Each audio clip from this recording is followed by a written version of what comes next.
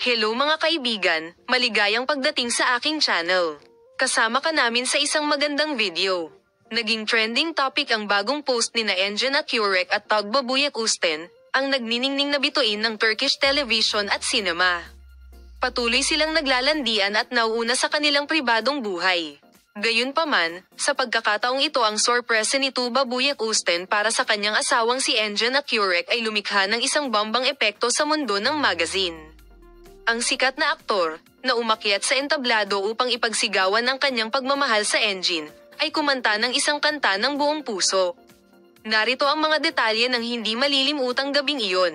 Naganap ang insidente sa isang espesyal na kaganapan sa Araw ng Mga Puso na dinaluhan ng mag-asawa.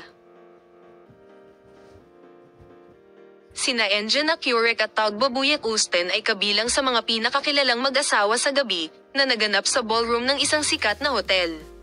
Gayunpaman, walang sino man ang makapaghula na si Tagba ay darating sa entablado at magbibigay kay Engin ng isang malaking sorpresa.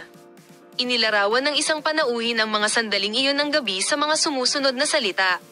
Ang lahat ay nagsasaya at sumasayaw sa musika. Biglang lumitaw si Tagba sa entablado. Noong una ay hindi namin maintindihan ang nangyayari, ngunit nang magsimula na siyang magsalita, namayani ang katahimikan. Naunawaan ng lahat na may sasabihin siya sa makina. Kinuha ni Tagbabuyek Usten ang mikropono sa entablado at gumawa ng emosyonal na talumpati kay Engin Akyurek.